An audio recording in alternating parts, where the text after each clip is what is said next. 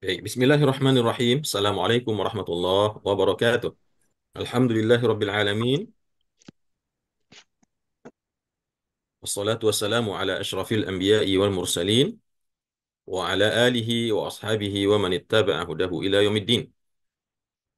Amma ba'da, Bapak-bapak dan ibu-ibu, ikhwan serta akhwat, saudara-saudari sekalian, beserta tadabbur Al-Qur'an yang dimuliakan oleh Allah Subhanahu wa taala.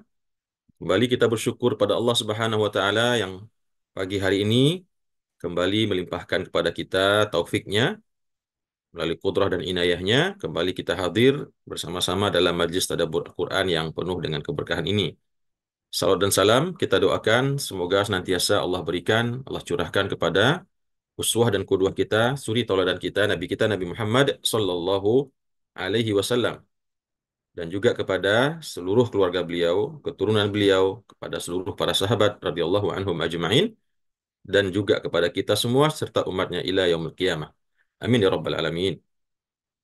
Baik Bapak dan Ibu, pagi ini kembali kita berjumpa dalam Majelis Tadabbur Al-Quran atau Forum Tadabbur Al-Quran. Lanjutkan pembahasan tadabbur kita yang lalu. Insya Allah pada pagi hari ini kita akan masuk ke dalam surat At-Taubah dimulai dari ayat 32 sampai ayat 36. Sebelumnya kita melihat kembali satu ayat ya sebelumnya. A'udzubillahi minasyaitonirrajim. Bismillahirrahmanirrahim. Di ayat sebelumnya, di ayat 31 yang sudah kita tadabburi di pekan yang lalu, Allah Subhanahu wa taala mengabarkan kepada kita tentang perbuatan atau sikap ya atau pekerjaan orang-orang ahlul kitab dari kalangan Yahudi dan orang-orang Nasrani ya. Ya, khususnya yang waktu itu berada di kota Madinah yang menentang dan membangkang kepada dakwahnya Rasulullah sallallahu alaihi wasallam. Ittakhadhu ahbarahum wa ruhbanahum. Mereka itu menjadikan ulama-ulama mereka dan rahib-rahib mereka. Kalau ahbar ini adalah ulama-ulamanya orang Yahudi ya. Sedangkan ruhban ini adalah ulama-ulamanya orang Nasrani. Maka mereka menjadikan ahbar mereka dan ruhban mereka itu menjadi Tuhan-Tuhan yang mereka yakini ya. Mereka sembah, mereka yakini, mereka imani. Min dunillah, daripada selain Allah. Ya, mereka jadikan ulama mereka, nabi mereka bahkan itu seperti Allah gitu. Menjadikan mereka sebagai Tuhan seperti Allah Subhanahu wa taala. Demikian juga wal Masih ibn Maryam. Dan juga mereka menjadikan Nabi Isa alaihissalam yaitu Al-Masih ibnu Maryam sebagai Tuhan sebagaimana yang dilakukan oleh orang-orang Nasrani. Maka kata Allah, "Wa ma umiru illa liya'budu ilahan wahida." Padahal mereka itu tidaklah diperintahkan kepada mereka kecuali untuk menyembah Tuhan yang satu saja, yaitu Allah Subhanahu wa taala.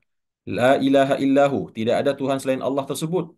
Subhanahu, maha suci dia, amma yusyrikun, dari apa-apa yang mereka persekutukan, dari apa-apa yang mereka perserikatkan atau mereka berbuat syirik kepadanya. Nah, ini Allah sebutkan tentang sifat, perbuatan dan tindakan yang dilakukan oleh ahlul kitab, baik orang Yahudi maupun orang Nasrani, menjadikan ulama-ulama mereka, pemuka-pemuka agama mereka di dalam posisi sama dengan Tuhan, yaitu Allah Subhanahu wa taala. Demikian juga dengan perbuatan orang Nasrani di dalam menyikapi Nabi Isa alaihissalam yang mengatakan Nabi Isa adalah Tuhan atau anaknya Tuhan. Di ayat yang selanjutnya yang bersambung langsung sebetulnya dengan ayat yang 31 tadi di atas yang kita tadaburi pada pagi hari ini, Allah Subhanahu wa taala menjelaskan yuriduna an yutfi'u nurallahi bi afwahihim. Mereka itu menghendaki orang-orang yang ahbar dan ruhban dari kalangan Yahudi dan Nasrani tadi, ketika mereka menghendaki atau mereka melakukan mengambil ulama-ulama mereka, guru-guru mereka sebagai arbab, sebagai Tuhan, maksud dan tujuan mereka adalah yuriduna an yutfi'u nurallahi bi afwahihim. Mereka itu berkehendak atau menginginkan untuk memadamkan cahayanya Allah dengan mulut-mulut mereka. Ya, artinya mereka ingin memadamkan cahaya agama Allah, menodai agama Allah, memadamkan cahayanya agama Allah Subhanahu wa taala dengan mulut-mulut mereka dengan perkataan mereka yang menyesatkan tersebut. Dengan mengatasnamakan atau mengatakan ulama mereka, kiai mereka, guru mereka itu adalah Tuhan-Tuhan yang mereka sembah dan mereka percayai. Wa ya'ballahu illa an yutimma nurahu. Namun demikian, meskipun mereka berusaha memadamkan cahayanya Allah, cahaya agamanya Allah Subhanahu wa taala dengan mulut-mulut mereka, akan tetapi wa ya'ballahu, akan tetapi Allah enggan. Allah enggan atau Allah tidak mau illa kecuali an yutimma nurahu, kecuali Allah akan menyempurnakan cahaya agamanya. Artinya biarlah mereka meskipun seperti apa, sekuat tenaga apa mereka melakukan pemadaman cahaya agama Allah, namun Allah mengatakan wa ya'ballahu illa an yutimma nurahu. Allah enggan. Allah tidak mau, Allah tidak berkenan kecuali pasti dia akan sempurnakan cahaya agamanya. Walau karihal kafirun. Meskipun benci orang-orang yang kafir. Meskipun orang-orang yang kafir benci atau tidak suka melihat agama Allah tersebut bersinar terang benderang, berjaya dan eh, apa namanya berkibar di seluruh penjuru dunia ini. Maka di sini Bapak dan Ibu kita bisa mengambil hikmah bahwasanya orang-orang kafir itu ya dari segala golongannya, Yahudi kah, Nasrani kah, Majusi kah, dan agama-agama lain, mereka memang menghendaki padamnya cahaya agama Allah yang mereka lakukan dengan mulut-mulut mereka ya. Masuk juga orang-orang munafik, orang-orang yang mengaku Islam, yang kemudian tampil di mimbar-mimbar, tampil di depan publik, eh, melemahkan agama ini, ya, menjelek-jelekannya dan membuat propaganda yang negatif tentang agama Islam. Silahkan mereka lakukan itu semua, akan tapi Allah mengatakan, wa ya'ballahu illa ayyutimma nurahu. Allah enggan, Allah tidak mau ya, kecuali pasti Allah akan menyempurnakan agamanya. Walau karihal kafir, meskipun orang-orang kafir itu membencinya. Orang-orang kafir tersebut tidak suka melihat agama Islam ini berjaya di atas bumi ini. Kemudian di ayat selanjutnya Allah menjelaskan, huwallazi arsala rasulahu bil huda wa dinil haq. Allah tegaskan kembali, dialah Allah. Dialah Allah allazi arsala rasulahu bil huda, yang telah mengutus rasulnya Nabi Muhammad sallallahu alaihi wasallam bil huda, ya, dengan petunjuk, yaitu Al-Qur'anul Karim, dengan ayat-ayat petunjuk, dengan Al-Quran dan sunnahnya Rasulullah sallallahu alaihi wasallam. Wa dinil haq, dan dengan agama yang benar, yaitu agama Islam. Liyuzhirahu 'ala dini kulli, yang tujuannya adalah bahwasanya Allah itu akan memenangkannya di atas semua agama yang ada semuanya. Artinya Allah yang mengutus nabinya dengan petunjuk dan dengan agama yang benar, yaitu Islam, dan Allah pula lah yang akan memenangkannya di atas semua agama yang ada. Liyuzhirahu 'ala dini kulli. Ya, walau karihal musyrikun, meskipun orang-orang musyrik tidak menyukainya atau membencinya. Kalau kita lihat dalam kitab tafsir Bapak dan Ibu, kitab tafsir At-Tabari misalnya, di sini dijelaskan ada pendapat yang mengatakan liyuzhirahu 'ala dini kulli itu adalah yaitu masa atau waktu di mana nanti Nabi Isa alaihissalam turun ke muka bumi ini. Di mana tatkala Nabi Isa turun dan beliau nanti akan membunuh atau menumpas Dajjal Al-Masih laknatullah alaih, ya, maka setelah itu bumi ini akan dipenuhi dengan kedamaian dan ketentraman, dan seluruh manusia hanya akan beragama satu, yaitu agama Islam saja, ya, dengan turunnya Nabi Isa alaihi salam tersebut. Ini menurut salah satu pendapat, ya. Liyuzhirahu 'alad dini kulli, bahwasanya nanti Allah akan memenangkan agama ini di atas semua agama. Karena kalau kita lihat hari ini ya ayat ini mungkin belum terrealisasi ya. Atau kalau kita bawakan kepada zamannya Nabi Muhammad SAW, artinya ayat ini memang maksudnya adalah Allah mengutus nabinya dengan petunjuk dan dengan agama Islam yang hak tersebut, agar nabinya tersebut ya memenangkan agama ini, agar nabinya tersebut memproklamirkan, menjayakan agamanya ini di atas semua agama yang ada. Dan itu telah terwujud pada zaman Rasulullah SAW, dengan dimanapun beliau mengembangkan ya dakwah agama ini, baik secara damai maupun secara peperangan, maka yang terjadi adalah agama Islam ini ya'lu, ya, agama Islam ini menang dan tidak ada yang bisa mengalahkannya pada saat itu. Namun seiring dengan zaman melemahnya imannya umat, ya, melemahnya keyakinan mereka kepada Allah dan pelaksanaan mereka kepada agama Allah, maka seiring dengan itu pula Islam ini kembali menjadi lemah, ya, dan agama-agama lain pun mulai berjaya atas agama Islam. Namun kita yakin insya Allah agama ini tidak akan pudur atau tidak akan padar, tidak akan pudar, ya, tidak akan kalah, karena agama ini adalah agamanya Allah Subhanahu wa taala yang benar, yang hak, dan pasti akan dimenangkan oleh Allah Subhanahu wa taala. Kemudian di ayat yang selanjutnya Allah Subhanahu wa taala berfirman, "Ya ayyuhalladzina amanu." Mengingatkan kita kembali tentang perangai atau perbuatan dan tindak tanduk daripada orang-orang Yahudi dan Nasrani, terutama ahbar dan ruhban yang mereka tersebut, ya, yang tadinya mereka jadikan Tuhan. Di sini Allah singkapkan kepada kita, Allah jelaskan kepada kita seperti apa sifat perbuatan para rahib, para ahbar yang tadinya dituhankan oleh orang-orang Yahudi dan Nasrani tersebut. Allah mengatakan, "Ya ayyuhalladzina aman, wahai orang-orang yang beriman, ketahuilah inna katsiran minal ahbar war ruhban." Sesungguhnya kebanyakan daripada para ahbar, ulama-ulamanya orang Yahudi, war ruhban, para rahib-rahibnya orang-orang Nasrani, la ya'kuluna amwalan nasi bil batil. Sungguh mereka itu memakan harta manusia dengan cara yang batil, ya. Mereka memakan harta manusia dengan cara yang batil. Bagaimana cara mereka memakan harta manusia dengan cara yang batil? Ya, di sini mereka tidak merampoknya, tidak mencurinya, ya, tetapi mereka menipu umatnya. Mereka buat ayat-ayat, lembaran-lembaran fatwa, ya. Ketika ada orang bertanya kepada mereka, kemudian mereka gubah sebuah ayat dan itu mereka dakwakan sebagai ayat daripada kitab Taurat atau ayat dari kitab-kitab Injil, ya, dengan tujuan untuk memakan harta manusia dengan cara yang batil, ya. Dan ini dikecam sekali oleh Allah Subhanahu wa taala. Wa yasudduna an sabilillah. Kemudian mereka juga menghalang-halangi orang untuk mendapatkan atau masuk ke dalam jalan Allah yang benar. Dengan hawa nafsu mereka, mereka sesatkan manusia banyak dengan eh, cara mereka membuat ayat-ayat palsu, membuat fatwa-fatwa palsu dan membuat saran-saran, ya, petunjuk-petunjuk yang sama sekali tidak ada dasarnya daripada agama ini. Dan ini tentunya juga akan menimpa orang-orang, ya, dalam agama Islam ini, ya, yang kita juga melihat, ya, ada golongan-golongan yang menjual ayat-ayat Allah dengan harga yang murah, ya, menjual fatwa, menjual arahan-arahan, menjual petunjuk-petunjuk orang-orang yang mengaku Islam atau berpenampilan seperti orang Islam, tukang ramalkah itu, tukang tenunkah itu, orang pintarkah namanya, atau mungkin orang-orang yang mengaku orang-orang yang menjadi wali dan segala macam, yang mereka kemudian mengarang-arang dan memperdaya manusia dengan membuat lembaran-lembaran mantra, petunjuk dan lain sebagainya yang sama sekali tidak ada dasarnya dalam dalam agama Islam. Karena inilah dulu yang dilakukan oleh para ahbar, para ruhban pada zaman mereka yang tanpa takut kepada Allah Subhanahu wa taala merubah dan mengubah ayat-ayat, ya. Mereka buat lembaran-lembaran ayat tersebut di dalam kertas yang sesuai dengan permintaan dan keinginan orang-orang yang datang kepadanya, lalu mereka memungut dari mereka sejumlah uang, ya, atau harta.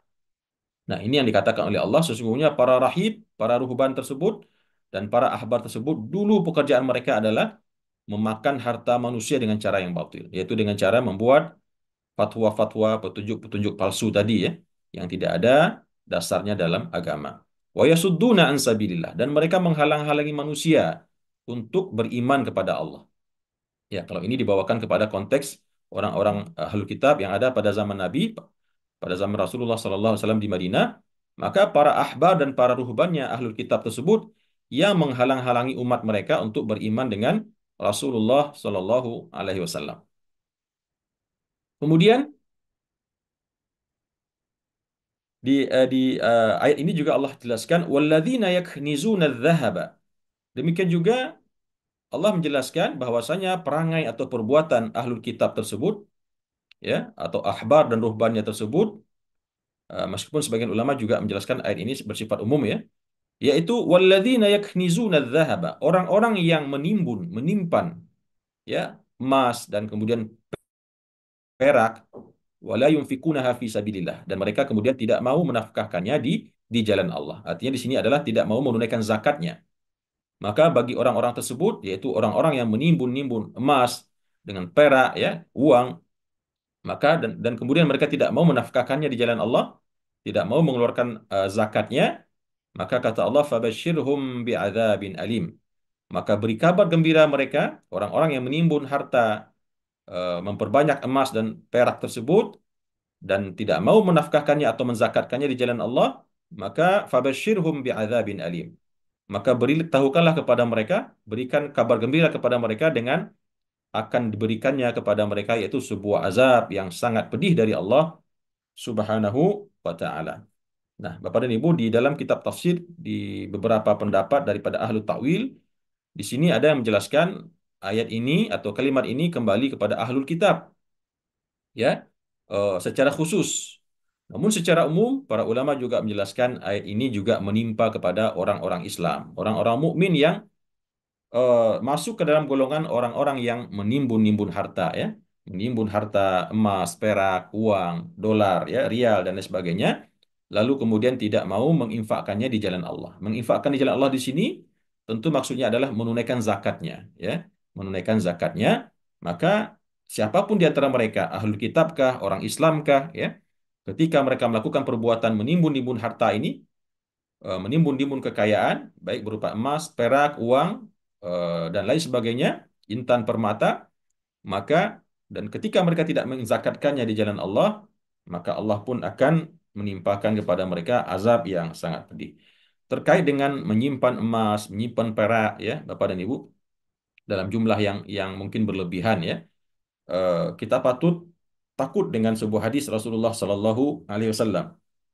Beliau mengatakan, eh, tatkala ayat ini diturunkan, beliau mengatakan tabban lidzahabi, tabban lil fiddah.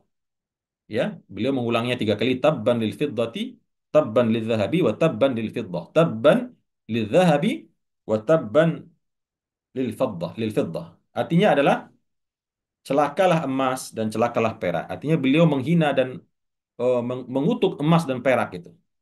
Artinya beliau mengutuk emas dan perak. Maksudnya bagaimana di sini Bapak dan Ibu? Beliau mengatakan tercelalah emas dan tercelalah perak tersebut, ya. Artinya beliau menyatakan kebenciannya kepada emas dan perak yang ditinggalkan, ditimbun oleh seseorang dalam hidupnya.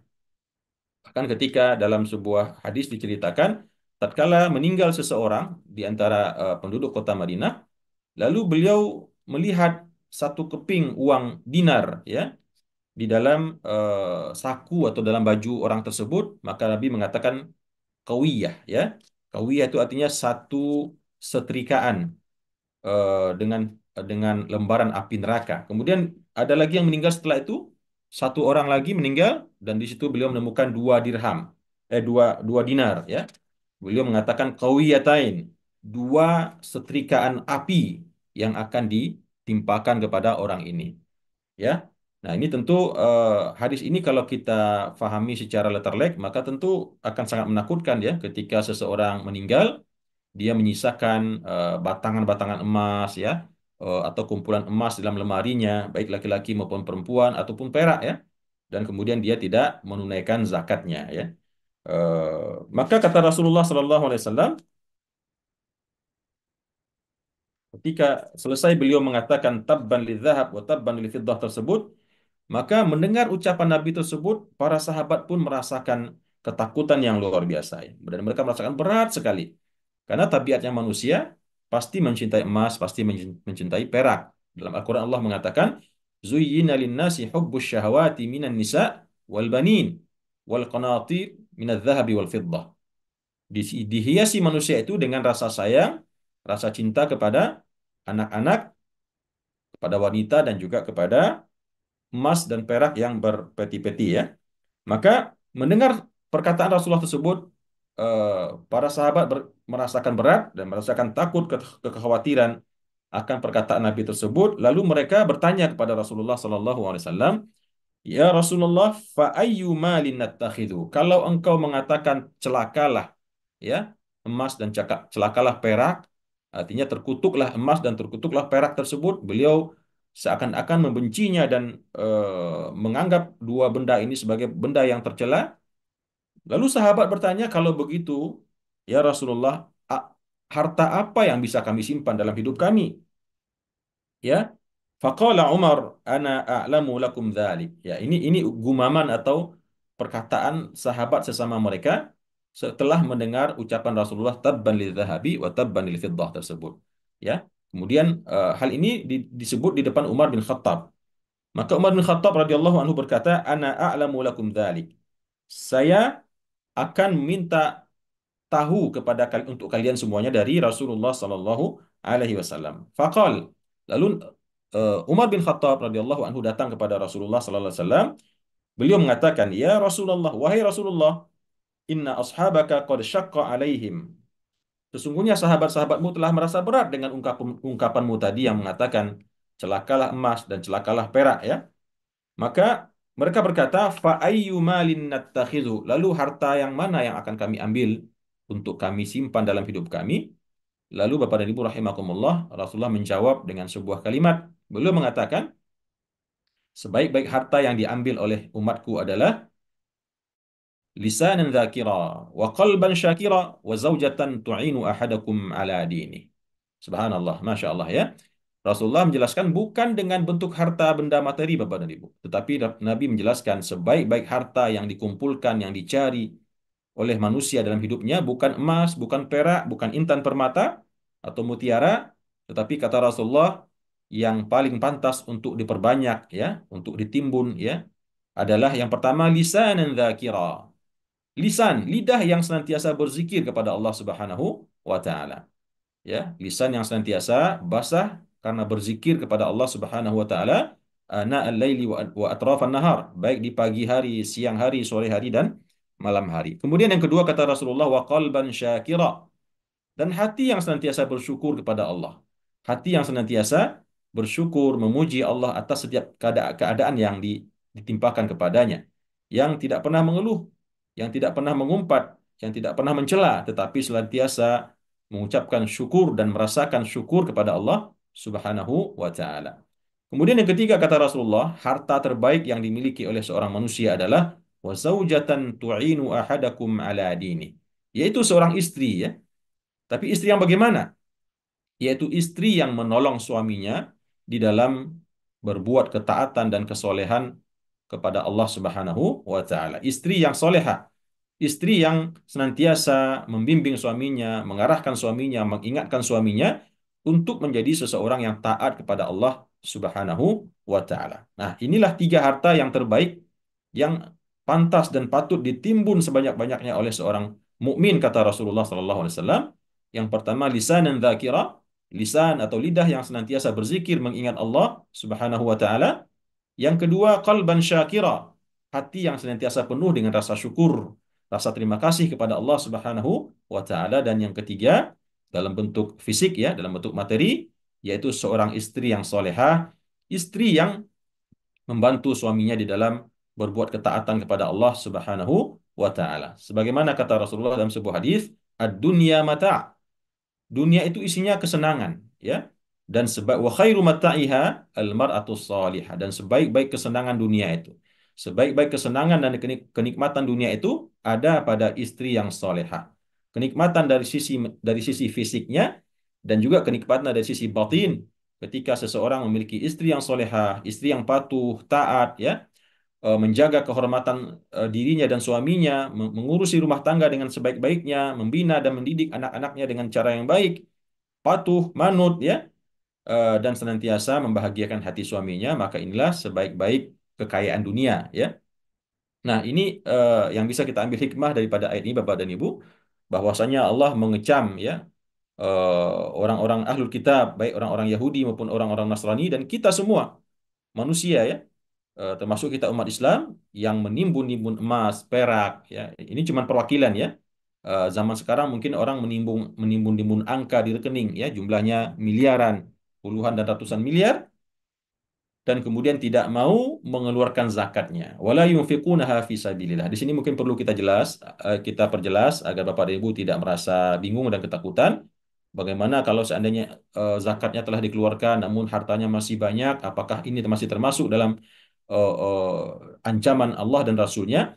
Maka meskipun ada yang memahami demikian, ya, bahwasanya berbahaya ketika seseorang meninggalkan harta yang dia cari di dunia, timbun emas, perak, ya, dan dia tidak nafkahkan di jalan Allah, maka pendapat yang lebih kuat mengatakan yang dimaksud dengan larangan menimbun emas dan perak di sini dan kemudian tidak menafkahkannya di jalan Allah adalah tidak mengeluarkan zakatnya, ya.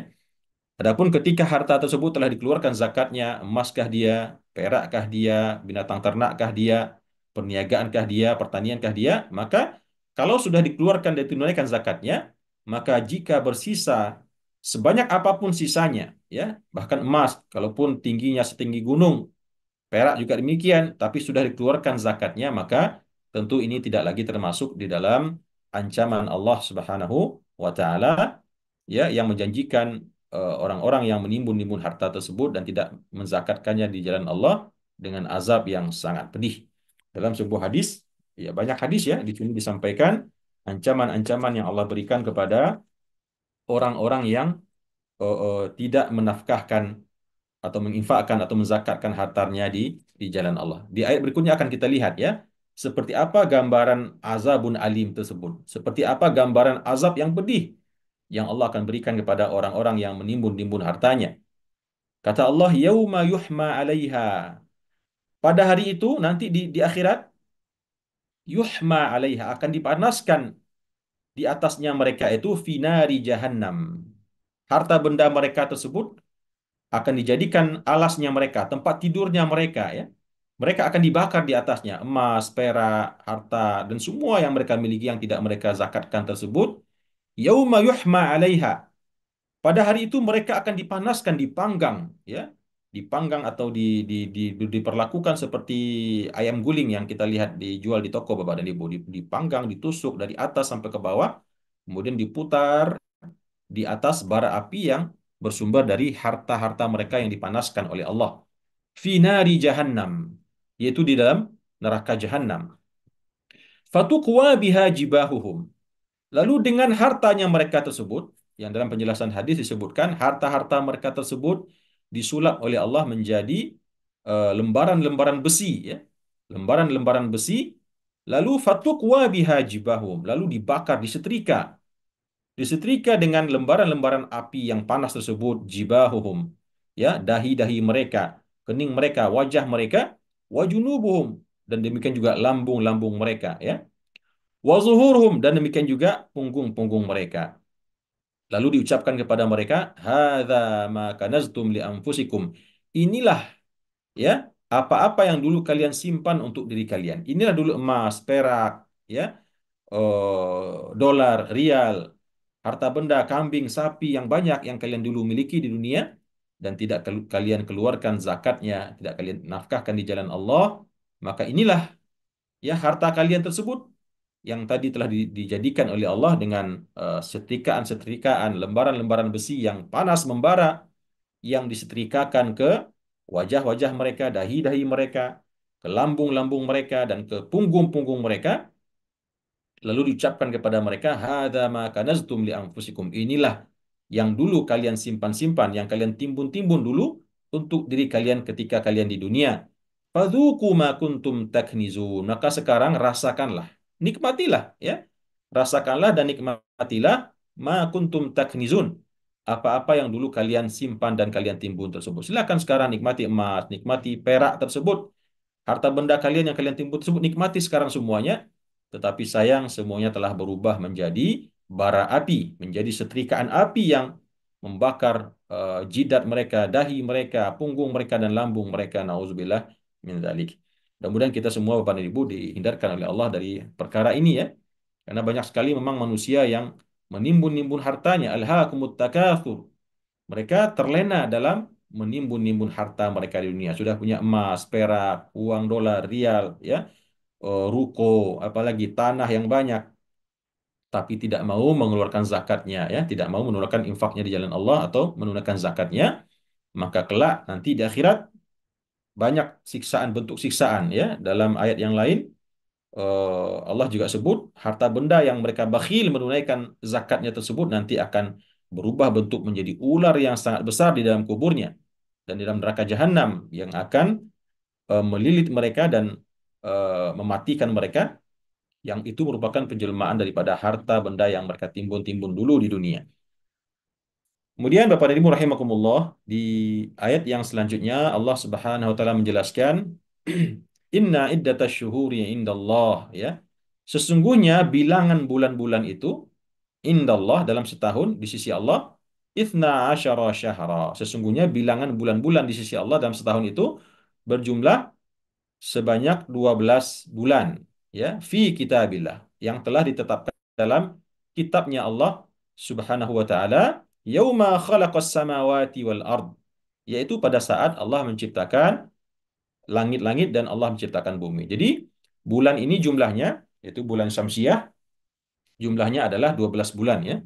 Dan itu sudah ketetapan Allah sejak zaman azali, tatkala Allah menciptakan langit dan menciptakan bumi. Jadi kata Allah, sesungguhnya bilangan bulan itu dalam setahun di sisi Allah jumlahnya ada 12 bulan. Ya, yang telah ditetapkan dalam kitabnya Allah, yaitu pada hari Allah menciptakan langit dan menciptakan bumi.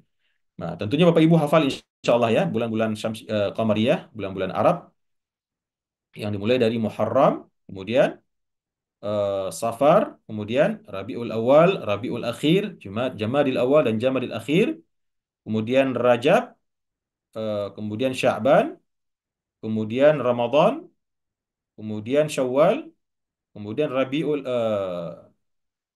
apa namanya? eh, dan kemudian Zulhijjah, yang ke-12 adalah Zulqa'dah. Ya, saya harap kita semua Bapak dan Ibu tidak ada yang tidak hafal bulan-bulan Islam ini, ya. Ya, meskipun mungkin agak dipikir-pikir tidak seperti kita menghafal bulan-bulan Masehi, namun kita wajib mengetahuinya karena banyak sekali amal ibadah yang kita lakukan dalam setahun yang berhubungan dengan penanggalan bulan-bulan Islam ini, bulan Qamariyah ini. Maka Allah mengatakan bulan itu jumlahnya dalam setahun ada 12 bulan yang telah ditetapkan dalam kitabnya Allah, dalam ketentuan takdirnya Allah, dan pada hari Allah menciptakan langit dan bumi. Lalu kata Allah, minha arba'atun hurum. Di antara 12 bulan tersebut ada 4 bulan yang merupakan bulan haram. Bulan yang diharamkan oleh Allah Subhanahu wa taala. Apa itu bulan haram yang 4 tersebut Bapak dan Ibu, ya? Nah, ini juga penting menjadi wawasan bagi kita. Di antara 12 bulan tersebut, maka ada 4 bulan yang dikategorikan sebagai bulan haram. Jadi bukan bulan Muharram malah, ya.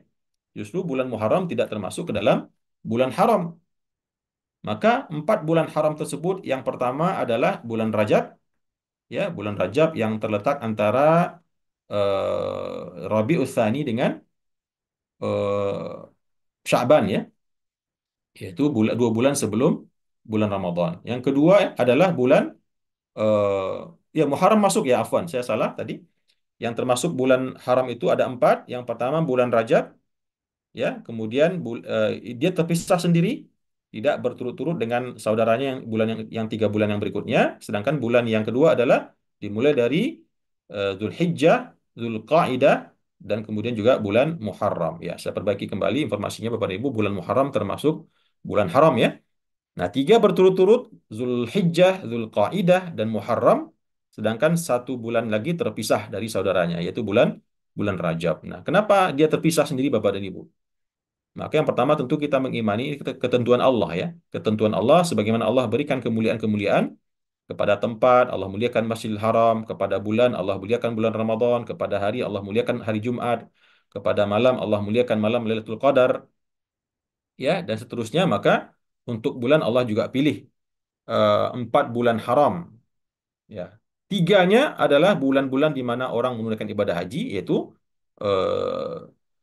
Zulhijjah, Zulqaidah, Zulhijjah, dan Muharram. Sedangkan bulan Rajab ini adalah oleh para ulama jelaskan adalah bulan-bulan yang Allah sediakan kepada orang-orang untuk menunaikan ibadah umrah. Meskipun umrah itu waktunya bebas, ya, tidak mesti dikerjakan di bulan Rajab saja, namun mengingat dulu orang-orang sering melakukan perjalanan, maka mereka biasa memilih bulan Rajab untuk melaksanakan ibadah umrah. Berarti memang ada juga mungkin keistimewaan daripada melakukan ibadah umrah di bulan Rajab ini.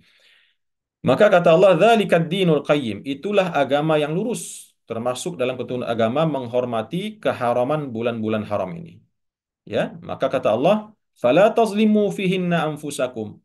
Maka jangan sampai kalian menganiaya diri kalian khususnya di bulan-bulan yang 4 ini. Nah, di sini para ulama menjelaskan bahwasanya perbuatan baik yang dilakukan oleh seorang mukmin di bulan haram ini pahalanya jauh lebih banyak dibanding dengan bulan-bulan lain selain daripada 4 bulan haram ini. Ya, kecuali bulan Ramadan tentunya. Sedangkan sebaliknya, maksiat-maksiat yang dilakukan oleh orang muslim atau mukmin di 4 bulan ini, maka juga nilai dosanya juga lebih tinggi dibanding dosa-dosa yang dilakukan di bulan-bulan yang lain, kecuali tentu bulan bulan Ramadan. Maka inilah yang dimaksud dengan 4 bulan haram yang patut kita hormati, yang patut kita agungkan dan kita muliakan, dan jangan sampai ada di antara kita yang menzalimi dirinya pada bulan-bulan ini dengan banyak berbuat maksiat. Dan dulu kala Bapak dan Ibu, termasuk bulan haram ini yang disepakati oleh orang-orang musyrikin, orang-orang Islam, oleh semua penduduk Jazirah Arab pada waktu itu untuk mereka sepakat tidak berperang padanya. Ya, mereka sepakat untuk tidak melakukan peperangan. Bahkan dulu dijelaskan kalau seandainya seseorang berjumpa dengan pembunuh ayahnya atau pembunuh anak kandungnya, kalau itu dia berjumpa di bulan haram ini, di salah satu bulan haram ini, maka mereka tidak akan mau membunuhnya. Mereka tidak akan mau membalaskan dendam mereka. Saking mereka sangat menghormati bulan-bulan haram ini. Namun belakangan mereka sendiri yang melanggarnya, ya. Mereka sendiri yang memerangi Rasulullah SAW dan para sahabat di bulan-bulan haram ini. Maka terjadilah beberapa peperangan di bulan haram, ya. Makanya ulama menjelaskan hukum peperangan di bulan haram ini telah mansuh, telah diangkat atau telah dihapus, ya. Karena Rasulullah SAW memerangi orang-orang Hawazin dan orang-orang dari orang-orang Taif, ya. Ketika terjadi perang Hunain tersebut, itu berada di bulan haram. Bani Thaqif itu terjadi di bulan haram, ya. Nah, para ulama menjelaskan ada yang mengatakan hukum perang, pengharaman perang di bulan bulan haram ini adalah mansukh atau telah dihapus. Ada yang mengatakan tidak dihapus. Secara hukumnya tetap dilarang kepada umat Islam untuk berperang di bulan-bulan haram ini. Adapun yang dikatakan Rasulullah SAW berperang di perang Hunain itu di bulan haram, maka para ulama menjelaskan itu bukanlah peperangan yang sifatnya menyerang duluan, tetapi sifatnya mempertahankan diri. Ya, maka ulama menjelaskan kalau perangnya peperangan yang mempertahankan diri, difa, bukan menyerang lebih dahulu, maka dibolehkan, ya, kepada umat Islam untuk melangsungkan atau mengikuti peperangan tersebut. Namun tidak boleh jika seandainya peperangan tersebut peperangan yang memulai, ya, memulai kepada orang-orang kafir atau musuh-musuh Islam jika itu terjadi di bulan Muharram atau di bulan-bulan haram ini. Maka Allah menjelaskan waqatilul musyrikina kafah. Ya, waqatilul musyrikina kafah. Ada yang mengatakan ayat inilah yang menghapuskan ketentuan pelarangan perang di bulan haram. Karena di sini Allah menjelaskan waqatilul musyrikina kafah. Perangilah orang-orang musyrik itu secara totalitas, baik di bulan haram maupun di luar bulan haram. Tapi tetap ada yang mengatakan penjelasannya kafatan di sini adalah memerangi itu kalau seandainya dalam konteks membela diri, maupun di bulan haram atau di luar bulan haram. Kalau ada orang kafir menyerang kalian, maka seranglah mereka, perangi mereka secara totalitas. Nggak perlu lagi takut-takut, ya. Nggak perlu lagi merasa nggak enak. Oh, ini bulan haram. Nggak perlu. Kalau seandainya mereka duluan yang memulai. Maka Nabi Allah mengatakan waqatilul musyrikina kafatan kama yuqatilunakum kafatan. Sebagaimana mereka juga telah memerangi kalian secara totalitas. Sebagaimana orang-orang kafir telah memerangi kalian tanpa lagi memandang bulan haram atau bulan bukan bukan haram, mereka tetap memerangi kita, maka tentu kita juga demikian, ya. Kita juga tidak perlu lagi mengindahkan apakah bulan itu bulan haram atau bukan. Kalau orang musyrikin, kafirin telah memerangi kita, hatta atau bahkan itu di bulan haram sekalipun, maka kita wajib untuk membalas mereka, membela diri kita dengan memerangi mereka secara totalitas juga. Wa'lamu annallaha ma'al muttaqin. Dan ketahuilah sesungguhnya Allah ketika kalian melakukan peperangan kepada orang-orang musyrik, orang-orang kafir secara totalitas tersebut, kata Allah, wa'lamu annallaha ma'al muttaqin. Ketahuilah sesungguhnya Allah bersama orang-orang yang bertakwa kepadanya. Orang-orang yang takut pada Allah, melaksanakan perintah Allah dan menjauhi apa-apa yang dilarang oleh Allah Subhanahu wa taala. Bapak dan Ibu, ikhwan dan akhwat, saudara-saudari sekalian yang dirahmati dan dimuliakan oleh Allah Subhanahu wa taala, inilah sedikit mungkin tadabbur kita pada pagi hari ini, ya, membahas daripada surah At-Taubah yang tadi telah kita bacakan yaitu surat At-Taubah ayat 32 sampai ayat 36. Mudah-mudahan ada ibrah dan manfaat yang bisa kita petik, kita dapatkan dari beberapa tadabbur ini. Yang pertama tentunya meyakinkan diri kita bahwasanya agama ini pasti akan dibela dan ditolong oleh Allah Subhanahu wa taala. Karena Allah yang telah mengatakan wa ya'ballahu illa an yutimma nurahu walau karihal kafirun. Allah enggan, ya, Allah tidak akan biarkan situasi itu terjadi, orang-orang kafir, orang-orang musyrik menghina dan melemahkan agama Allah, kecuali pasti akan Allah menangkan, akan Allah sempurnakan agama ini meskipun orang-orang kafir tidak menyukainya. Karena Allah mengatakan, "Huwallazi arsala rasulahu bil huda wa dinil haqq liyuzhirahu 'ala dini kullihi walau karihal musyrikun." Allah lah yang telah mengirimkan petunjuk yaitu Al-Qur'an dan mengirim rasulnya, ya, dan agama yang benar yang mana liyuzhirahu 'ala dini kulli. Allah nanti akan menangkan, akan Allah jayakan, akan Allah jadikan agama ini sebagai agama yang memimpin seluruh dunia, yaitu pada saat nanti Nabi Musa turun. Walau karihal musyrikun, meskipun orang-orang musyrik tidak menyukainya. Kemudian Allah juga jelaskan tentang tabiat dan perangainya orang-orang ahbar, para ruhban, pemuka-pemuka agamanya Yahudi dan Nasrani tersebut, bahwasanya di antara sifat dan perbuatan mereka adalah suka menjual-jual ayat Allah, mencari keuntungan dengan cara menjual-jual agama, ya, membuat fatwa-fatwa, membuat apa namanya, arahan-arahan, membuat mantra-mantra yang dipakai oleh umatnya, yang sebetulnya itu ada semuanya kebohongan, ya, yang tidak bersumber daripada ajaran agama sama sekali. Dan juga di situ Allah menjelaskan di antara perbuatan mereka adalah suka menimbun-nimbun harta, emas dan perak, dan tidak mau berzakat di jalan Allah Subhanahu wa taala, yang tentunya secara umum ayat ini juga ditujukan kepada seluruh manusia, yaitu umat Islam atau orang-orang mukmin, yang mana Allah mengatakan semua yang ditimbun-timbun tersebut nanti akan menjadi sebuah siksaan yang sangat pedih yang Allah timpakan kepada pemilik harta tersebut yang tidak ditunaikan zakatnya. Bagaimana bentuk siksaannya? Allah jelaskan di ayat yang 35, nanti Allah akan jadikan harta mereka tersebut alas tempat tidur dan berdiri atau duduk bagi mereka yang berasal dari emas, perak, harta benda yang mereka miliki di dunia, dan Allah tempatkan mereka di dalam neraka jahanam. Lalu dengan harta mereka tersebut Allah akan setrika, Allah akan bakar dengan setrika, ya, wajah mereka, jidat mereka, dahi mereka, punggung mereka, lambung mereka, ya, dan akan dikatakan kepada mereka, fadzuqu ma kuntum taknizun. Rasakanlah, nikmatilah apa-apa yang dulu kalian timbun ketika kalian di atas dunia. Dan terakhir Allah menjelaskan bahwasanya Allah memuliakan atau mengharamkan 4 bulan dari 12 bulan yang telah ditetapkan dalam agama.